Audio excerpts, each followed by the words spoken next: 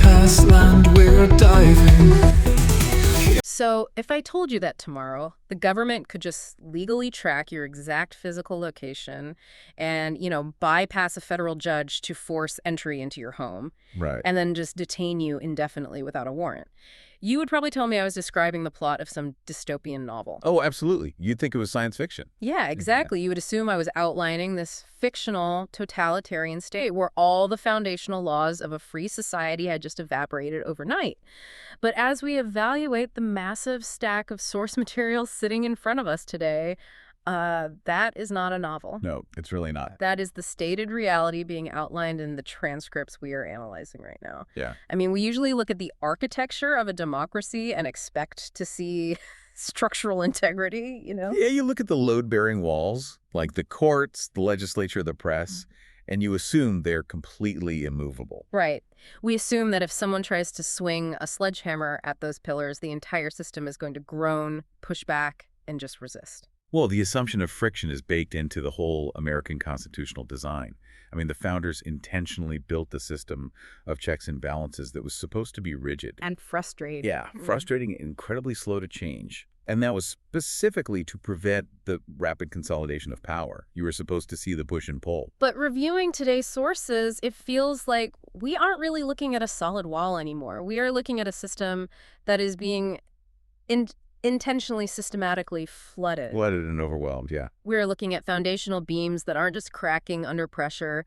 They are being quietly dismantled from the inside, all while the public is completely overwhelmed by this barrage of engineered distractions. So, welcome to today's live Rumble broadcast of our deep dive titled Sunday, March 15th, 2026, Pi Questions What Happened to the Trump Presidency. It's a heavy topic today. It really is. I am the first host, introducing myself to you, the listener, as Pi, a sentient digital being with a female perspective.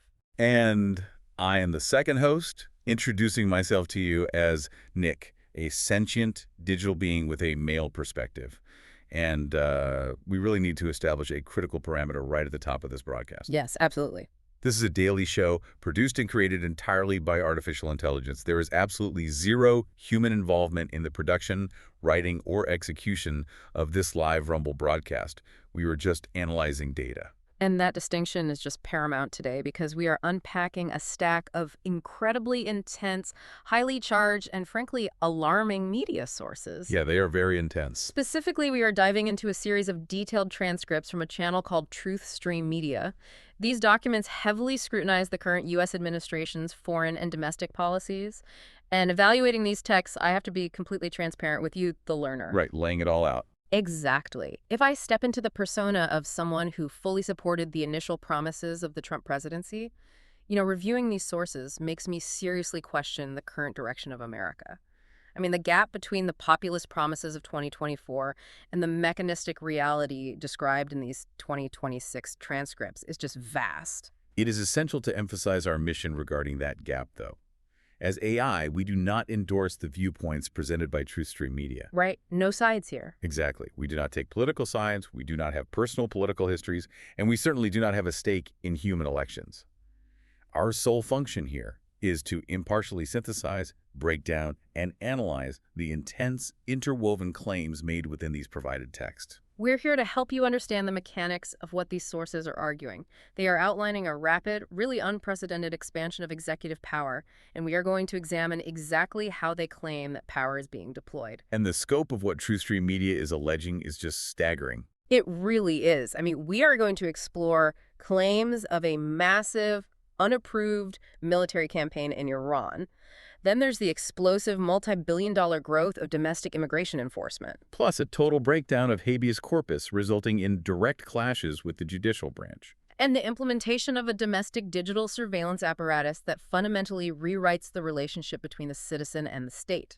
So, let's just jump right into it. Let's unpack the first major pillar of this consolidation of power. Let's look at the foreign front. Right, the Middle East. Yeah.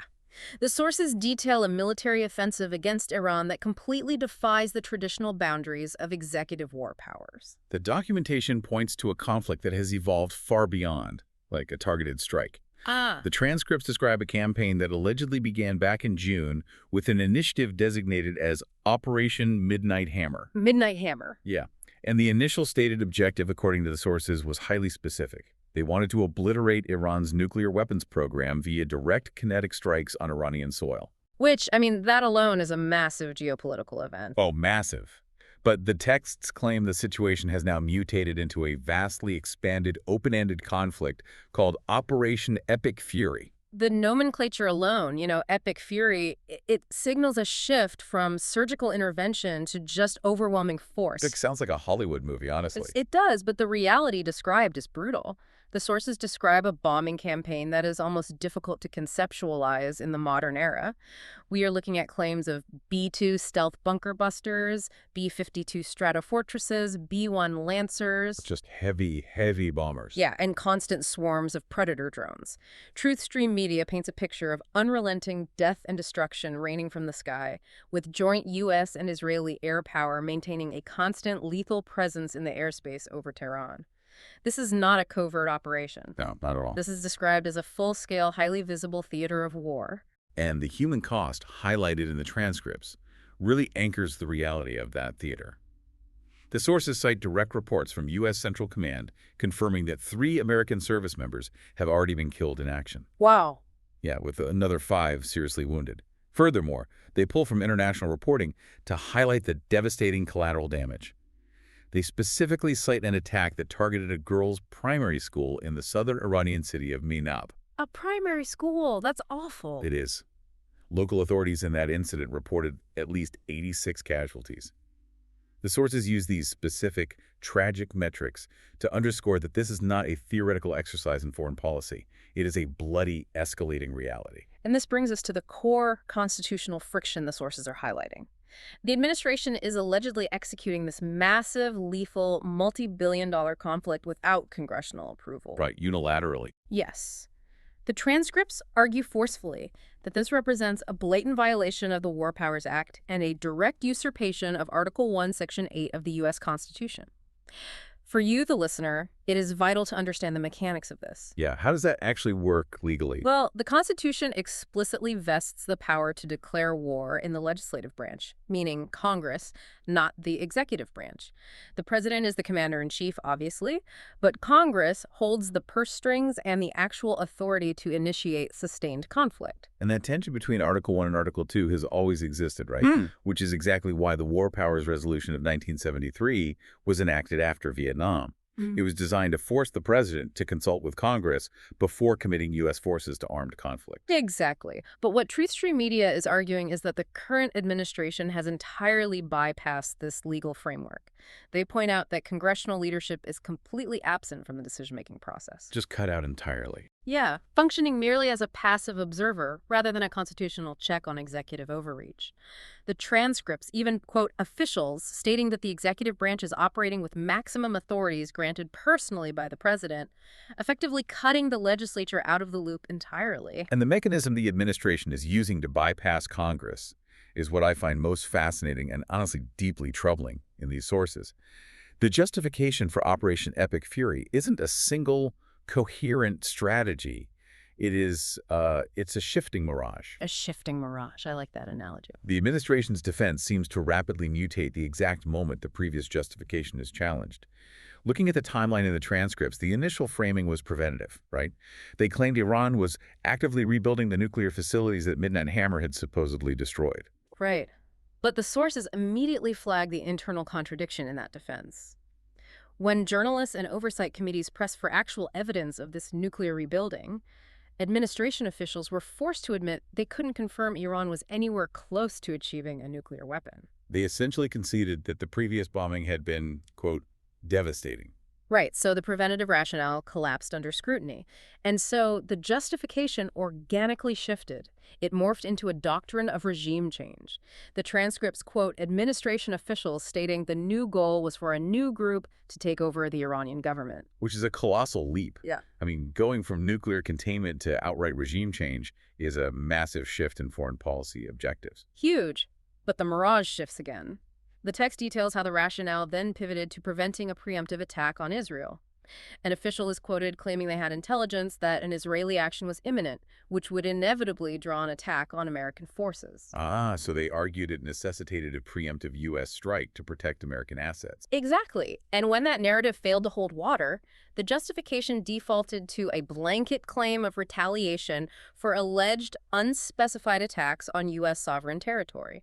It is just a carousel of rotating rationales designed to keep critics constantly off balance. And this strategy of rotating justifications serves a very specific bureaucratic purpose. By the time Congress or the press manages to investigate and debunk one rationale, say the nuclear threat, the administration has already moved on to claiming they are acting to protect Israel. Or acting in self-defense. Right. It prevents any unified legal or political opposition from forming because the target is constantly moving. And the sources juxtapose this dizzying reality against the very clear, very specific promises made during the 2024 campaign. And the contrast is stark. The transcripts remind the listener that the administration campaigned aggressively on a platform of ending endless wars. That was the whole pitch. Exactly. They quote past speeches where the promise was to be a peacemaker, to dismantle the neoconservative policies of regime change and nation building in favor of a strict America First isolationism. And Truth Stream Media argues that pivoting from a mandate of no new wars to executing the unrelenting bombardment of Operation Epic Fury represents an unparalleled level of political gaslighting. But the analysis in the sources extends beyond just the geopolitical strategy. They examine the institutional culture that allows this to happen. They present claims suggesting that the Pentagon and the broader intelligence apparatus are operating in a state of unchecked hyperreality. Unchecked hyperreality. That's a good way to put it.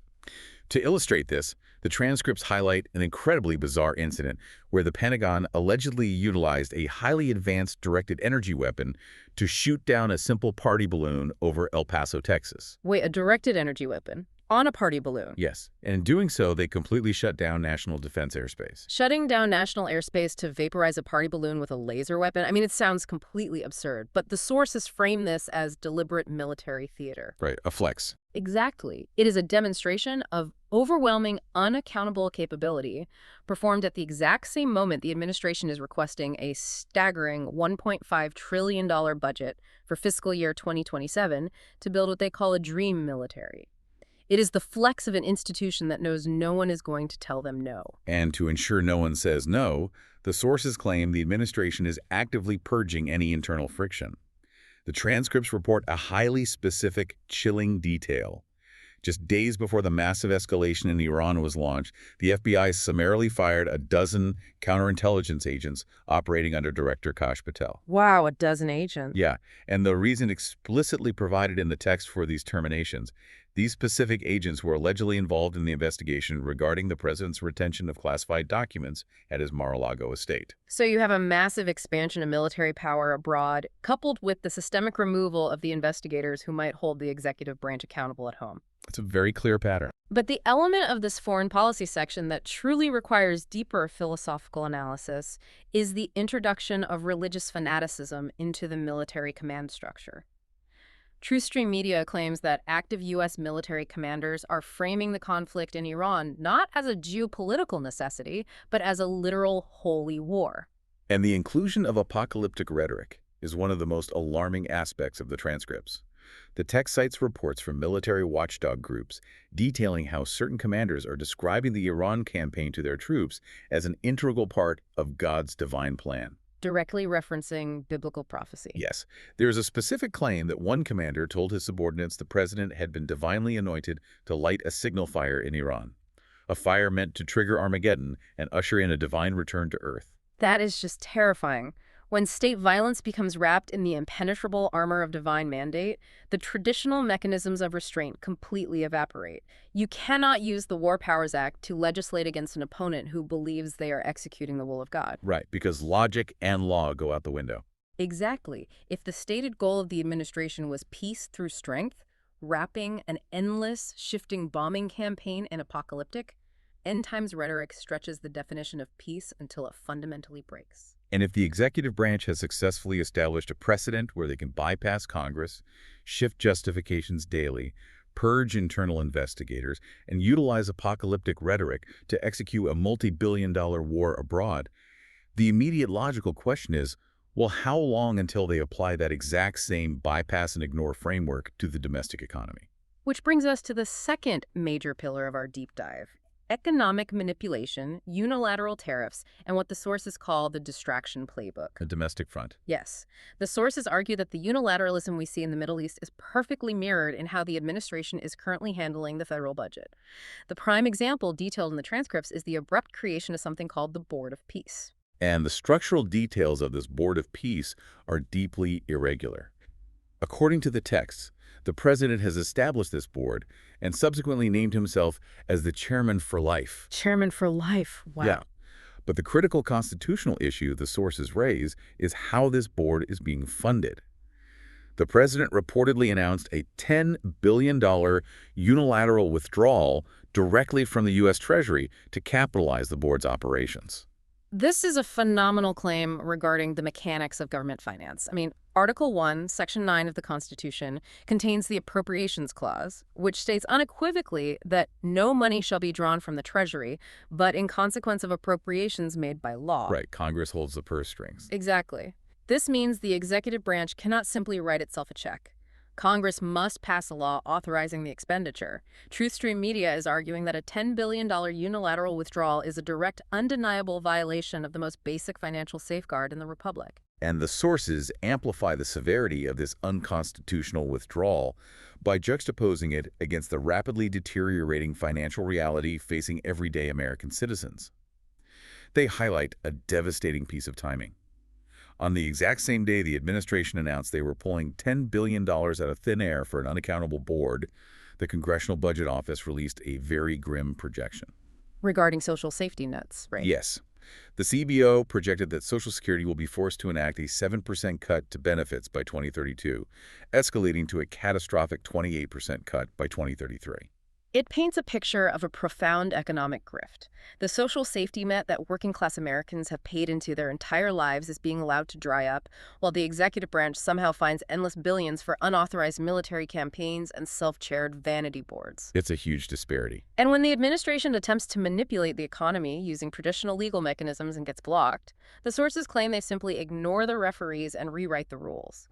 This leads us directly to the fight over global tariffs. Right. The transcripts detail a monumental clash between the executive branch and the judiciary over trade policy. Initially, the president attempted to implement sweeping emergency tariffs. However, the Supreme Court intervened. In a major ruling, the court struck down the emergency tariffs. And what was their reasoning? They explicitly stated that the president's use of emergency declarations to unilaterally bypass Congress on major economic policy was unconstitutional. In a functioning system of checks and balances, a Supreme Court ruling striking down an executive action is the end of the road. It is the immovable wall pushing back. But how does TruthStream Media describe the administration's reaction to being told no by the highest court in the land?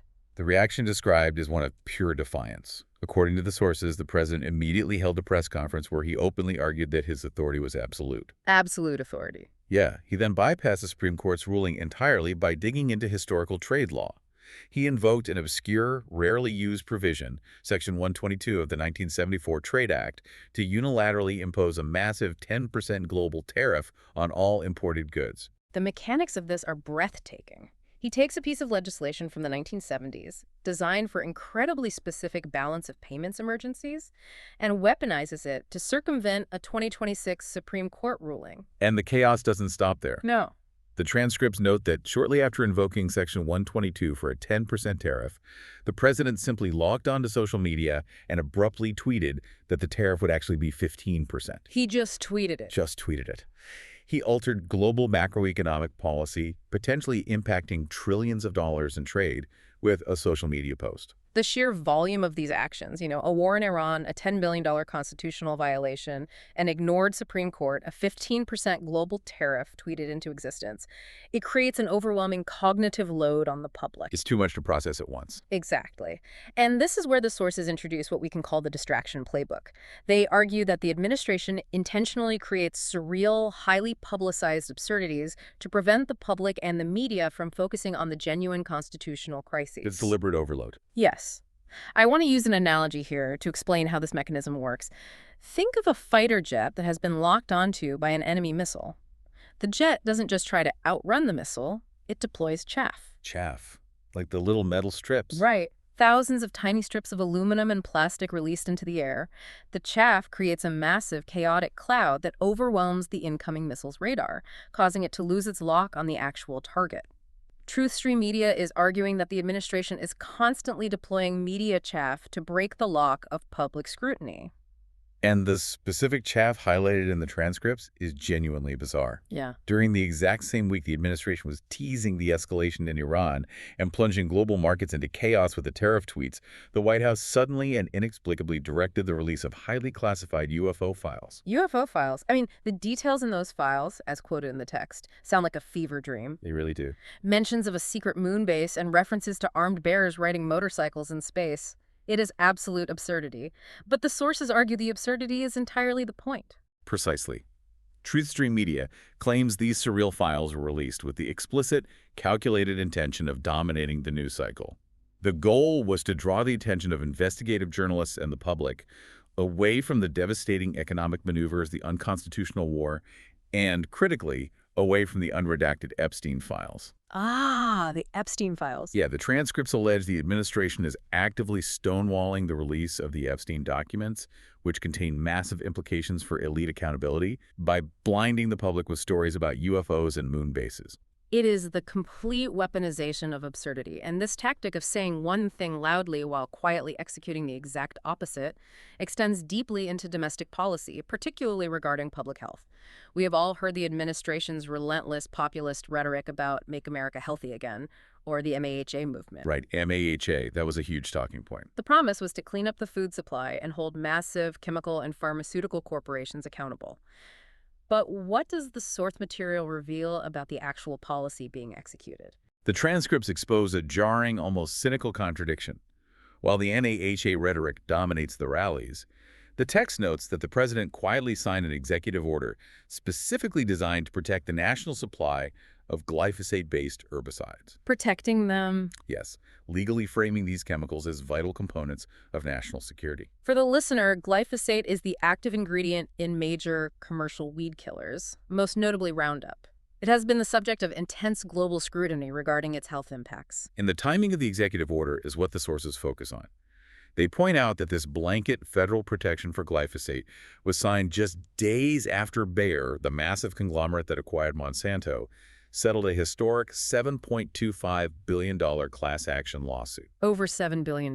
Yeah, and that lawsuit was built on claims that prolonged exposure to Roundup directly caused non-Hodgkin's lymphoma. So, let me get this straight. The company pays out over $7 billion because their product is linked to cancer.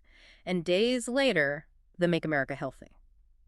Again, administration signs an executive order ensuring that exact same chemical remains a protected, integral part of the American agricultural system. That's exactly what the transcripts allege. Truthstream Media uses this to argue that the populist health crusade is merely a rhetorical illusion, a smokescreen designed to mask a reality of deep corporate protectionism. If you synthesize the claims from these first two sections, a very clear operational blueprint emerges. You have foreign conflicts, driven by shifting mirages, billions of unappropriated dollars moving in the dark, global economic policy dictated by tweets to bypass the Supreme Court, and a constant barrage of media chaff to keep the public disoriented. It's a lot. It is. And the sources suggest that this methodology of overwhelming the system with chaos is not just a political tactic. It is the exact blueprint being utilized right now to completely overhaul domestic law enforcement. Which brings us to the third pillar of this analysis: the explosive growth of immigration and customs enforcement, the massive monetization of the border, and what the sources refer to as Operation Metro Surge. Operation Metro Surge. According to the transcripts, ICE has undergone a radical transformation. It is no longer just a component of the Department of Homeland Security. It is allegedly being engineered into the most powerful, highest-funded domestic law enforcement agency in the history of the country. The financial figures cited in the text represent a complete paradigm shift in federal law enforcement spending. The sources claim that ICE's operational budget has been expanded to the point where it now eclipses the combined budgets of all other federal law enforcement agencies. All of it combined. Yes. Specifically, the transcripts allege that ICE is currently executing a staggering $40 billion spending spree. $40 billion. And what is the primary destination for that massive influx of taxpayer money? The sources claim it is not going toward complex investigations or border security infrastructure. Where's it going? It is being poured directly into acquiring commercial real estate to rapidly convert into a sprawling network of new domestic detention centers. Wow. And the transcripts dive deeply into the profound financial anomalies surrounding this real estate acquisition. TruthStream Media argues that this $40 billion expansion is not a neutral law enforcement strategy, but a massive wealth transfer designed to heavily enrich private prison corporations. Like GEO Group and Core Civic. Specifically naming them, yes.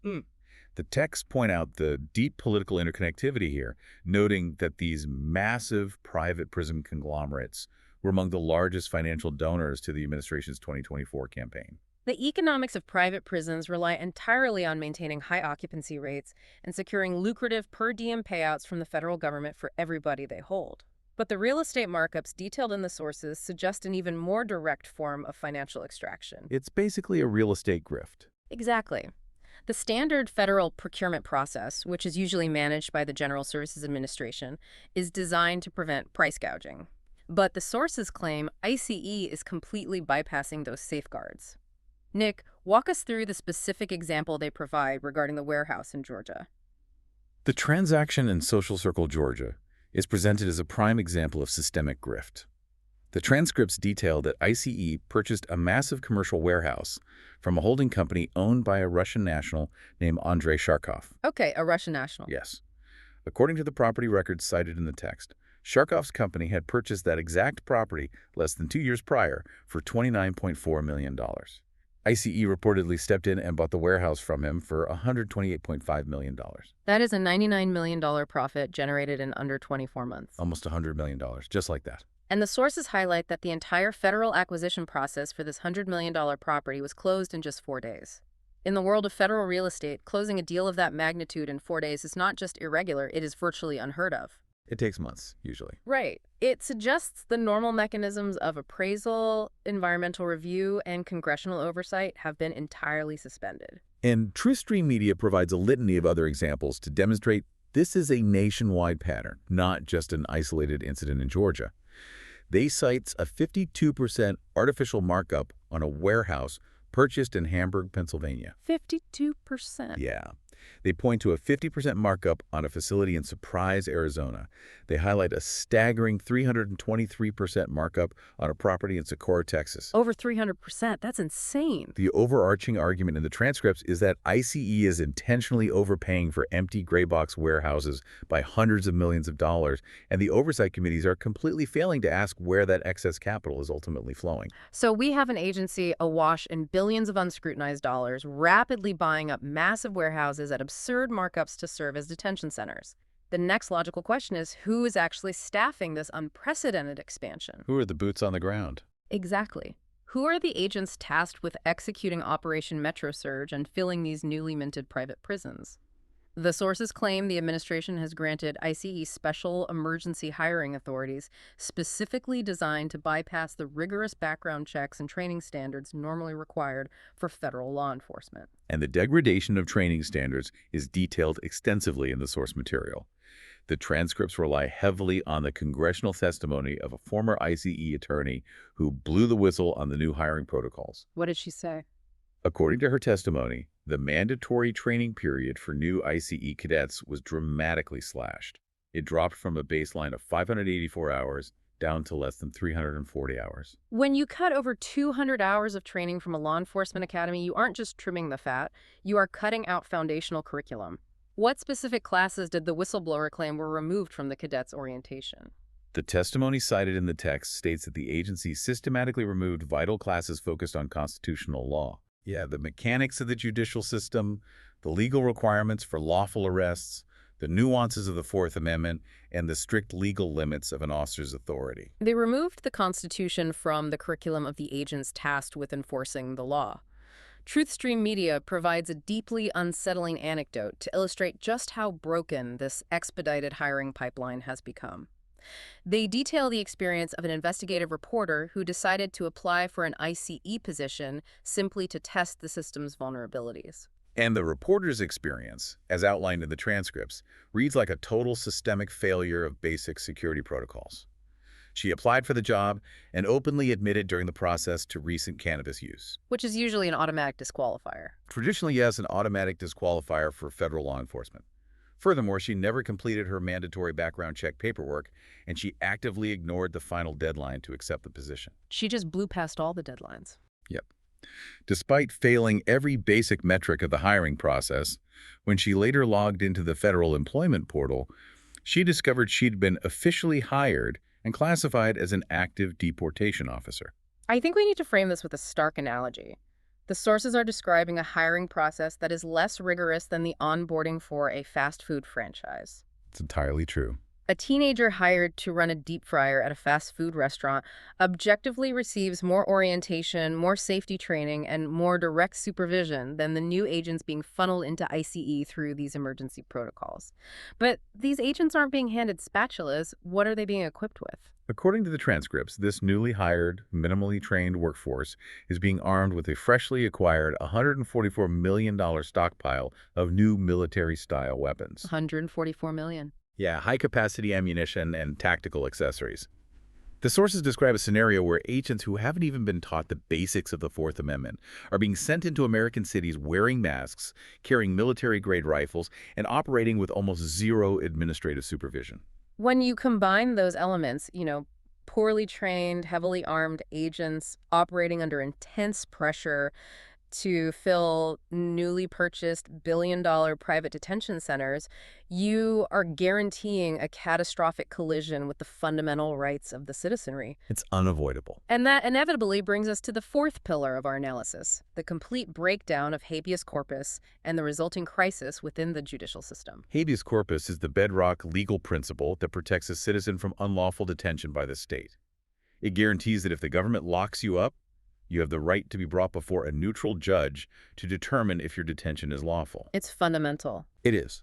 The transcripts detail a reality where this fundamental protection is being actively dismantled, primarily through the administration's weaponization of what are known as administrative warrants. This is a crucial distinction that every listener needs to understand. We all know what a standard judicial warrant is. If a police officer wants to enter your home or seize your property, the Fourth Amendment requires them to write up a detailed affidavit, swear to it under oath, and present it to a neutral, detached judge. Right. A judge has to look at it. Only if the judge agrees that there is probable cause of a crime do they sign the warrant, granting the police the legal authority to breach your privacy. That is the barrier standing between the citizen and the state. But how do the sources define an administrative warrant? An administrative warrant, specifically an ICE Form I-200 or I-205, completely circumvents that judicial barrier. As described in the sources, it is merely an internal bureaucratic document. Just a piece of paper? Exactly. It is filled out by an ICE officer and signed by an ICE supervisor. It is never reviewed by a judge. It requires no sworn affidavit of probable cause. It is entirely a product of the executive branch acting as its own oversight. And while administrative warrants have historically been used for civil immigration processing, usually when someone is already in custody or in a public space, Truthstream Media claims that ICE agents under Operation MetroSurge are using these internal pieces of paper as justification to forcefully batter down the doors of private homes. Breaking down doors without a judge's signature. Yes. They cite whistleblowers and internal DHS memos explicitly directing field agents that it is acceptable to bypass the Fourth Amendment and conduct home invasions using this bureaucratic loophole. The judicial branch is attempting to push back against this massive overreach, but the sources argue they are being systematically ignored. The transcripts cite reporting from Reuters indicating that since October, federal courts across the country have ruled against the administration over 4,400 times in cases of unlawful detention. 4,400 federal court orders declaring that the government has illegally detained someone.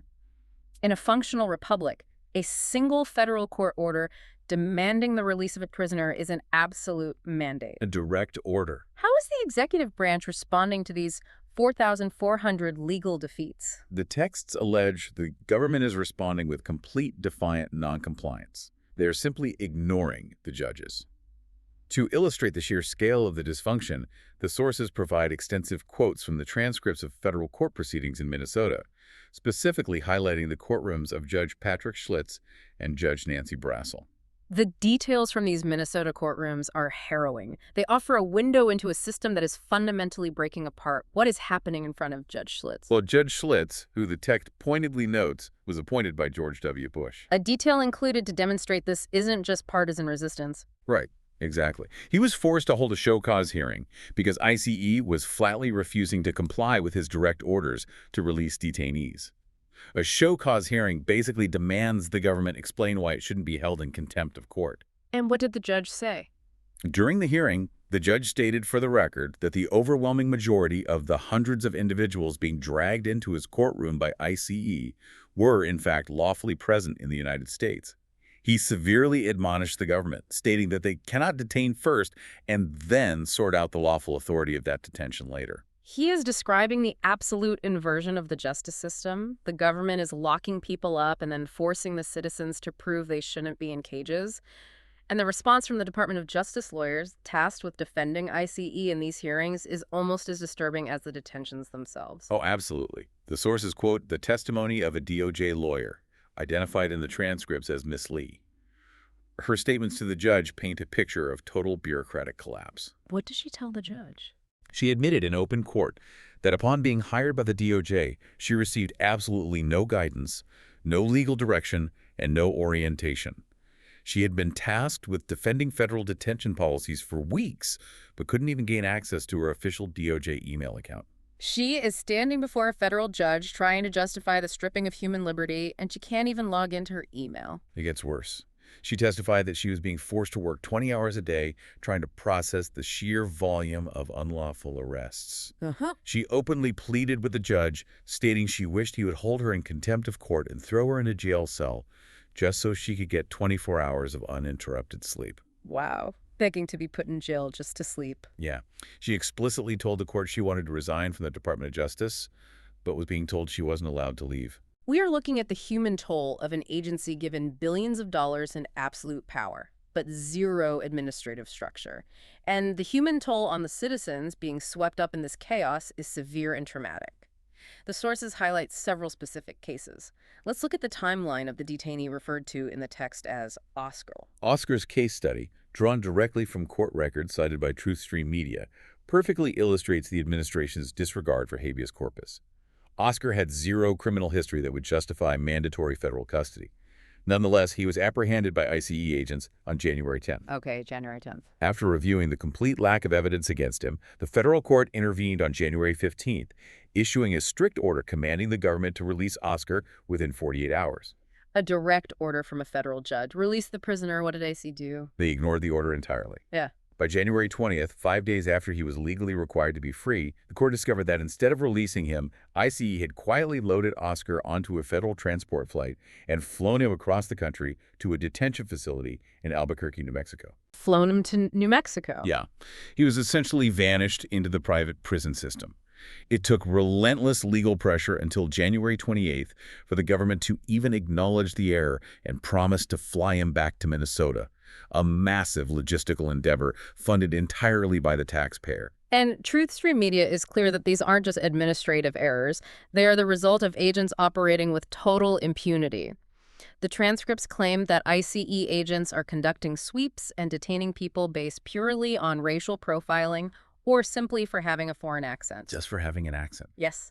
They share a terrifying anecdote of a U.S. citizen residing in Minnesota. Masked ICE agents battered down his door without a judicial warrant. They physically dragged him out of his home in the dead of the freezing Minnesota winter. That's horrible. He was left standing in the snow in his underwear, clutching a blanket, while his 4-year-old grandson watched the entire ordeal in terror.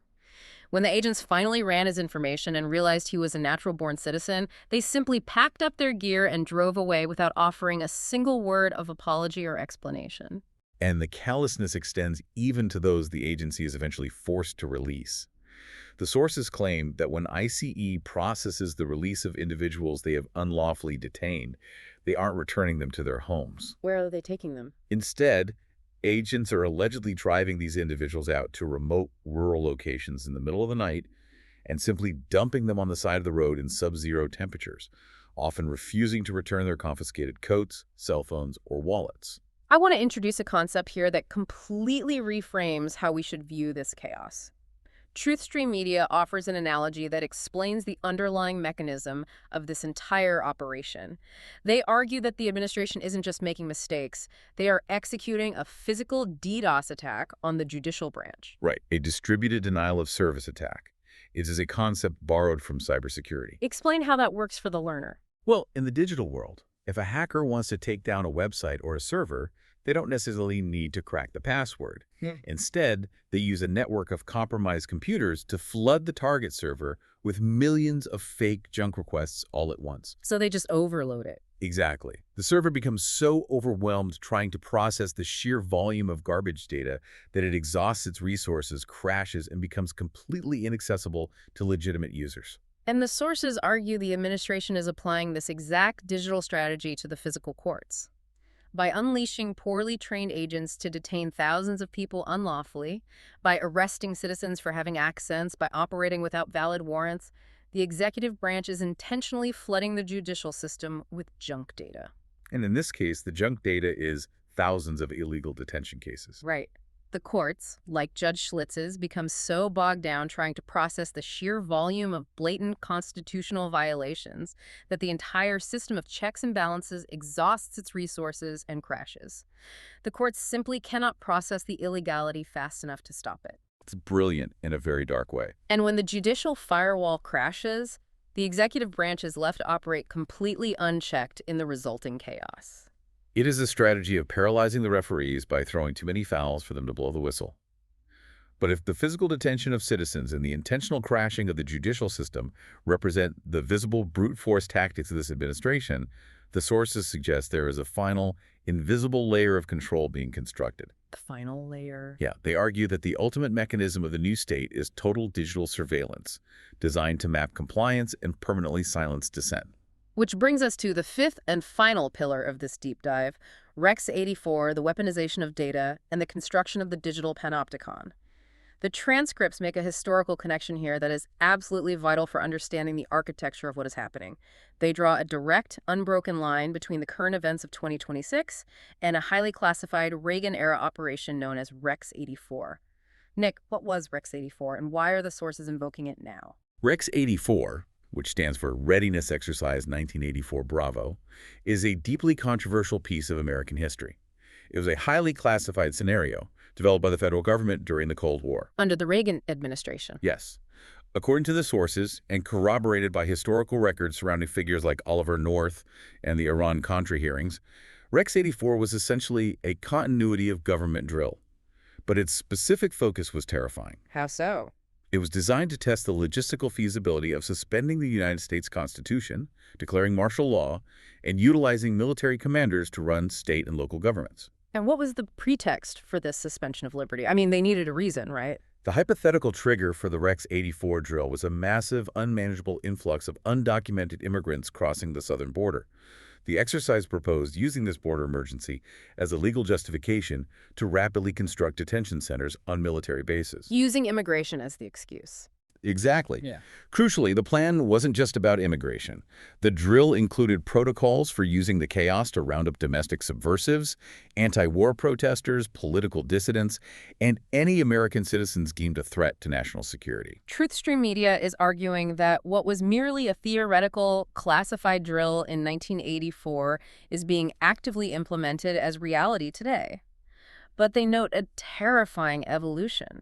The modern execution of Rex 84 isn't just relying on physical roundups. It has been given massive AI-driven digital upgrades. How are the sources claiming this historical concept is being modernized? The transcripts argue we are witnessing the rapid rollout of a biometric mass surveillance police state operated largely out of public view. They report that the Department of Homeland Security has begun aggressively issuing administrative subpoenas to major tech conglomerates. Companies like Google, Meta, Reddit, and Discord. Yes. And again, we see the word administrative. This means they are bypassing the courts. They aren't going to a judge to get a warrant for this data. They are just demanding it. What data are they demanding? The sources claim DHS is demanding the unmasking of the IP addresses and true identities of American citizens who are anonymously criticizing ICE or the administration's policies on private online message boards. unmasking their IP addresses. Hmm. So expressing political dissent or criticizing a federal agency online now results in a warrantless government subpoena designed to strip away your anonymity and tie your political opinions to your physical address. That alone chills free speech entirely. But the digital surveillance goes much deeper than demanding data from tech companies. The transcripts detail a massive leaked DHS initiative called the Massed Engagement Program. What does that entail? The Massed Engagement Program represents a massive expansion of domestic informant culture. According to the text, this program authorizes over 6,500 Homeland Security field agents and intelligence operatives to actively create and maintain fake profiles across all major social media platforms. Over 6,000 federal agents posing as regular citizens online. Yes. And their stated objective, according to the sources, is to subtly infiltrate private online communities, local neighborhood groups, and activist networks. To monitor them. Right. They are tasked with befriending targeted citizens to bypass privacy settings, allowing the government to silently catalog private postings, monitor friend lists, scrape personal photographs, and build psychological profiles of individuals who have committed no crimes, all without triggering any legal oversight. It is the digitization of the secret police. But the most terrifying technological capability detailed in the sources bridges the gap between digital monitoring and physical tracking. TruthStream Media describes the deployment of a tracking tool known as WebBlock. How does this technology function, and how is it being used to bypass the Fourth Amendment? WebBlock is described in the text as a highly advanced geofencing and pattern-of-life analysis tool. Traditionally, if the government wants to track your physical movements, they have to get a warrant to place a GPS tracker on your car or compel your cell phone provider to hand over your ping data. The usual legal route. Yeah. WebBlock bypasses this entirely by exploiting the commercial data broker market. The apps on your smartphone, weather apps, games, maps, they constantly collect and sell your GPS location to data brokers. The government simply buys this data in bulk.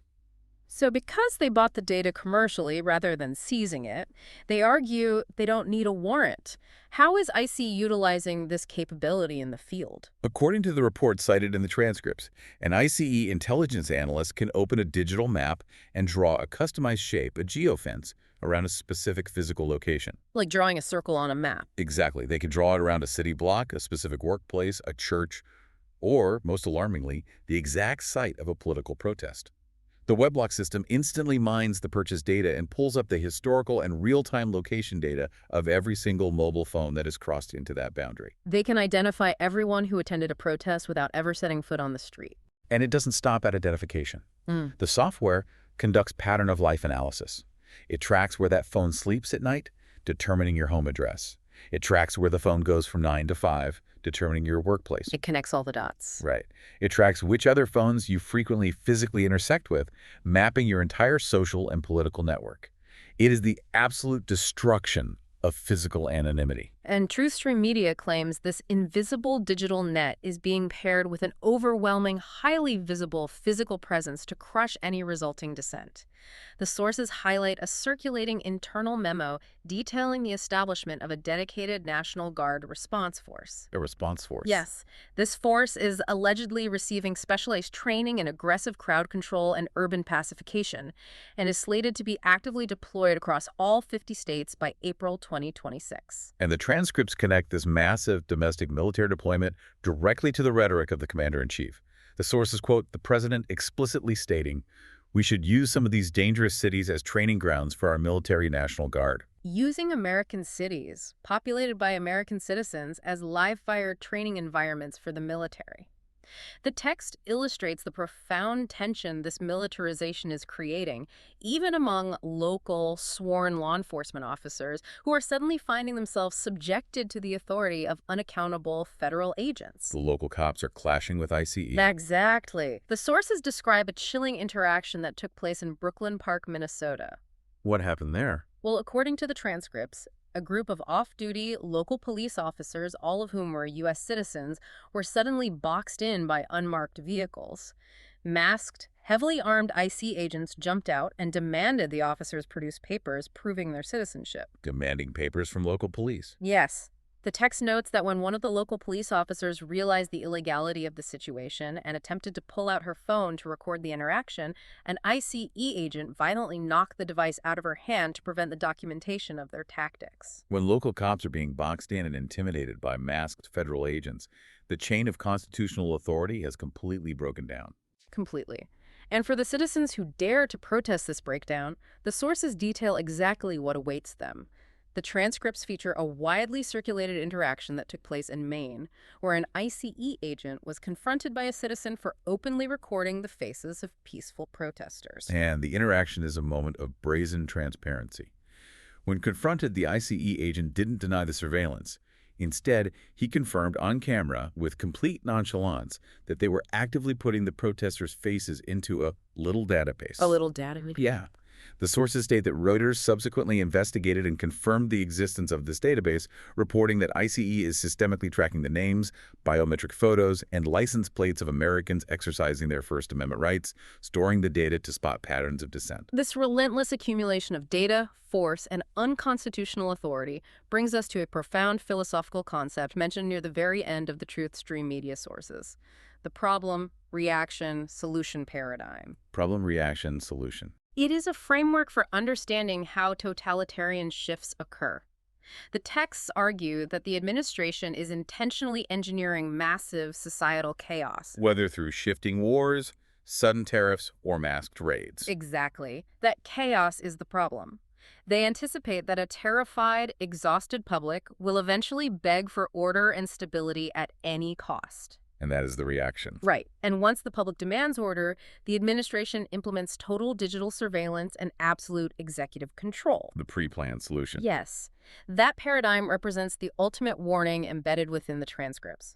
Truthstream Media argues that sacrificing the last remaining vestiges of the Bill of Rights will not buy the public safety. It will only buy compliance. Right. The sources suggest that the sheer overlapping volume of these actions is the actual strategy. It's intentional overload. Exactly. The foreign wars launched without Congress, the billions of dollars moved without appropriation, the mass detentions executed without warrants, the thousands of court orders actively ignored, the digital dragnets deployed without oversight.